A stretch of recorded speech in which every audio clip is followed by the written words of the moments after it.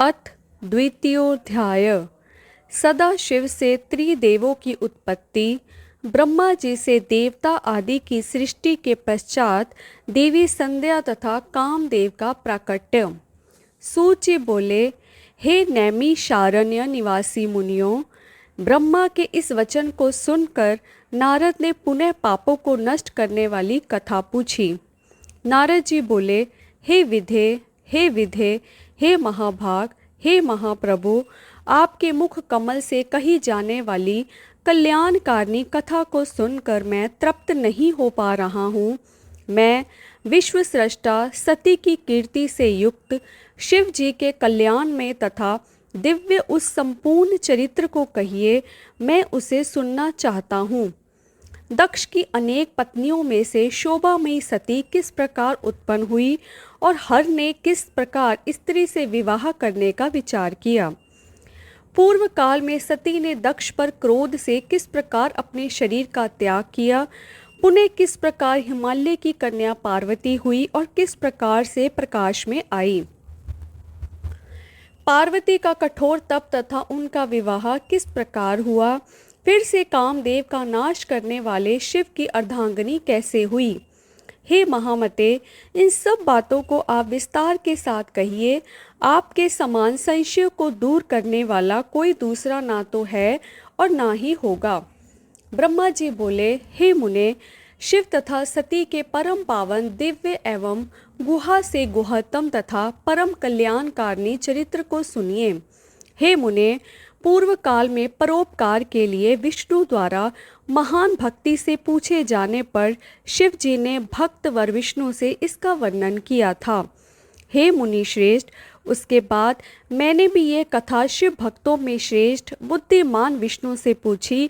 तब उन्होंने प्रीतिपूर्वक विस्तार से मुझसे कहा था, मैं सभी कामनाओं का फल प्रदान करने वाली एवं शिव के यश से युक्त उस प्राचीन कथा को आपसे कहूँगा।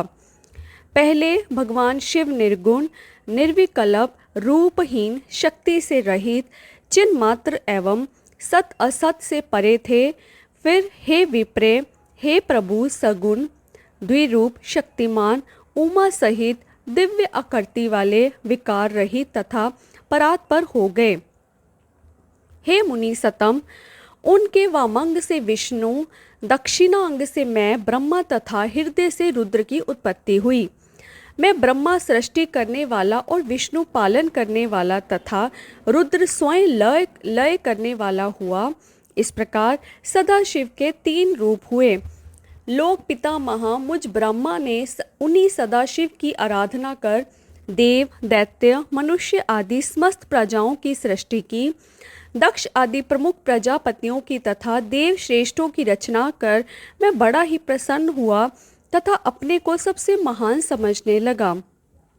हे मुने, जिस समय मुझ ब्रह्मा ने मरीचि, अत्रि, पुलह, पुलस्त्य, अंगिरा, क्रतु, वशिष्ठ, नारद, दक्ष एवं भृगु इन महान प्रभुता संपन्न मानस पुत्रों की सृष्टि की, उसी समय मेरे मन से एक सुंदर रूप वाली श्रेष्ठ युक्ति भी उत्पन्न हुई।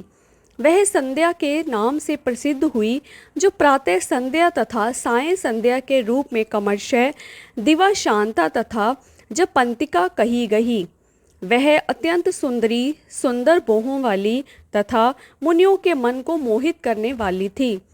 संपूर्ण गुणों से युक्त वैसी स्त्री देवलोक, मृत्युलोक और पाताल लोक में न उत्पन्न हुई, न है और न तो होगी।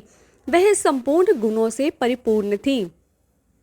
उस कन्या को देखते ही उठ करके उसे हृदय में धारण करने के लिए मैं मन में सोचने लगा। दक्ष तथा मरीचि आदि लोक सृष्टा मेरे पुत्र भी सोचने लगे। हे मुनि सतम, मैं ब्रह्मा अभी इस प्रकार सोच ही रहा था कि उसी समय एक अत्यंत अद्भुत एवं मनोहर मानस पुरुष उत्पन्न हुआ। हे तात, वह पुरुष तप्त स्वर्ण के समान कांति वाला, स्थूल वक्ष स्थल वाला, सुंदर नासिका वाला, सुंदर तथा गोल उरु कमर जंगा वाला, काले तथा घुंघराले बालों वाला, आपस में मिली हुई बोहों वाला, पूर्ण चंद्रमा के समान मुख वाला, कपाट के समान विस्तरनी छाती वाला, रोम राजी से सुशोभित, बादल पर्यंत ऊंचे गजराज के समान आकृति वाला, महास्थूल तथा नील वर्ण का सुंदर वस्त्र धारण किए, रक्त वर्ण के साथ नेत्र, मुख, पैर और अंगुलियों वाला, पतली कमर वाला, सुंदर दांतों वाला, मत वाले, हाथी की सी गंध वाला, खिले हुए कमल के पत्र सदृश नेत्रों वाला, अंगों पर लगे हुए केसर से नासिका को तृप्त करने वाला, शंख के समान गर्दन वाला, मछली के चिन्ह से अंकित ध्वजा वाला, अत्यंत ऊंचा, मकर के वाहन वाला, पुष्पों के 5 बाणों से युक्त, वेगवान, पुष्प धनुष से सुशोभित, कटाक्षाप से अपने नेत्रों को घुमाते हुए मनोहर प्रतीत होने वाला, सुगंधी श्वास से युक्त और श्रृंगार रस से सेवित था। उस पुरुष को देखकर मेरे दक्ष आदि पुत्रों का मन आश्चर्य से भर गया और वे उसे जानने के लिए अत्यंत उत्सुक हो गए। वासना से आकुल चित्त वाले मेरे उन पुत्रों का मन शीघ्र ही विकृत हो गया। हे तात, उन्हें थोड़ा भी धैर्य नहीं प्राप्त हुआ। वह पुरुष सृष्टा तथा जगतपति मुझ ब्रह्मा को देखकर विनय भाव से सर झुकाकर प्रणाम करके मुझसे कहने लगा। पुरुष बोला, हे ब्राह्मण, मैं कौन सा कार्य करूं? मुझे जो कर्म करनीय हो उस कर्म में मुझे नियुक्त कीजिए। हे विधाता, आप मेरे मान्य पुरुष हैं, मैं आपकी आज्ञा का पालन करूं, यही उचित है तथा इसी से मेरी शोभा भी होगी। इसलिए मेरे लिए जो अभिमान योग्य स्थान हो तथा जो मेरी पत्नी हो, मुझे उसे बताइए। हे त्रिलोकेश, आप जगत के पति हैं। ब्रह्मा जी बोले, उस महात्मा पुरुष के इस वचन को सुनकर मैं ब्रह्मा अत्यंत आश्चर्यचकित हो गया और थोड़ी देर तक कुछ नहीं बोला। फिर मन को नियंत्रित कर और आश्चर्य का प्रत्याग कर उस कामदेव को बताते हुए कहने लगा। ब्रह्मा जी बोले, तुम अपने इस स्वरूप से और पुष्पों के 5 बाणों से सभी स्त्री तथा पुरुषों को मोहित करते हुए सनातन सृष्टि की रचना करो। इस चराचर त्रिलोकी में जीव तथा देवता आदि कोई भी तुम्हारा लंघन करने में समर्थ नहीं होंगे। हे पुरुषोत्तम, मैं वासुदेव अथवा शंकर भी तुम्हारे लिए वश में रहेंगे। अन्य प्राणधारियों की तो बात ही क्या। तुम गुप्त रूप से प्राणियों के हृदय में प्रवेश करते हुए स्वयं सबके सुख के कारण बनकर सनातन सृष्टि करो। समस्त प्राणियों का विचित्र मन तुम्हारे पुष्प बाणों का सुखपूर्वक भेदने योग्य लक्ष्य होगा। तुम सभी को सदा उन्मुक्त करने वाले होंगे। मैंने सृष्टि में प्रवृत्त करने वाली ये तुम्हारा कर्म कह दिया। ये मेरे पुत्र तत्वपूर्वक तुम्हारे नामों का वर्णन करेंगे।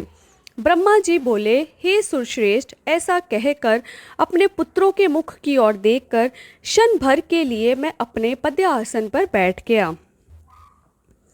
इति श्री शिव महापुराणे द्वितीयायां रुद्र संहितायां द्वितीय सती खंडे काम प्रादुर्भावो नाम द्वितीयोध्याय।